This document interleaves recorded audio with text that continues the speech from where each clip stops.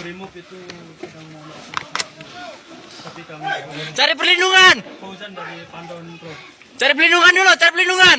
Bang.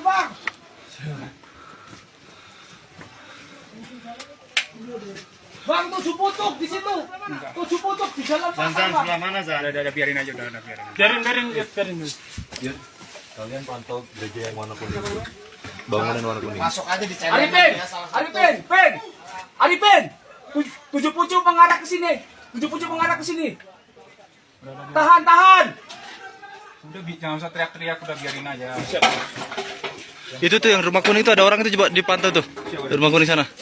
Yang pakai tricikon. Yud, pantau di ini. Itu yang baju putih ya, Bang? Hah.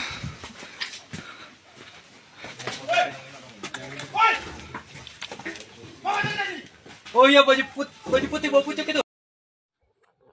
Organisasi Papua Merdeka (OPM) yang saat ini dikenal dengan kelompok kriminal bersenjata KKB adalah kelompok yang menginginkan Papua lepas dari Negara Kesatuan Republik Indonesia.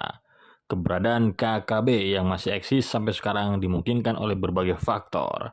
Ada beberapa tantangan dalam pemberantasan KKB di Papua. Hal itu diungkap oleh Kepolisian Negara Republik Indonesia. Sebagaimana diketahui, KKB Papua telah digolongkan sebagai organisasi teroris sejak tahun 2021. Melalui aksi perusakan bahkan pembunuhan, organisasi separatis KKB menggunakan senjata mematikan dan aksi kekerasan. Selain warga lokal dan pendatang, personel TNI dan Polri juga menjadi korban kebrutalan KKB Papua. Bahkan beberapa waktu lalu, KKB Papua membakar pesawat Susi Air dan menyandra pilotnya Kapten Philip Mark Mertens. Meski telah membuat banyak tindakan penyerangan yang kriminal, namun sampai saat ini KKB Papua masih terus bergantayangan di tanah Papua, meski telah diburu dan dikejar oleh aparat gabungan.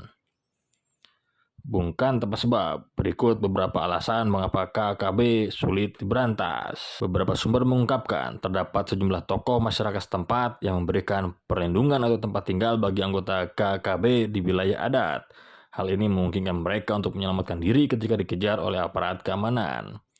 Brigjen Rusdi Hartono, Kepala Biro Penerangan Masyarakat Polri mengungkapkan banyak anggota KKB yang menyamar sebagai warga lokal di wilayah Papua.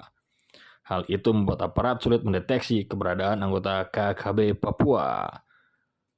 Banyak anggota KKB yang menyamar sebagai warga lokal di wilayah Papua. Selain itu, KKB juga sering berpindah tempat sehingga membuat polisi kesulitan menjangkau tempat-tempat yang dulunya menjadi titik kontak senjata. Pasalnya, KKB sudah paham betul dengan tempat-tempat di wilayah mereka sehingga memungkinkan untuk bisa berpindah-pindah. Karena sering berpindah-pindah, aparat sulit melacak dan menemukan secara pasti keberadaan anggota KKB Papua. Penyebab KKB Papua sulit dibasmi adalah karena faktor taktis geografis yang lebih sulit dibanding faktor KKB itu sendiri. Keadaan geografis di Papua, tumbuh-tumbuhan hingga binatang-binatang yang ada membuat KKB semakin kuat bertahan dibandingkan dengan pasukan TNI dan Polri yang mengejarnya.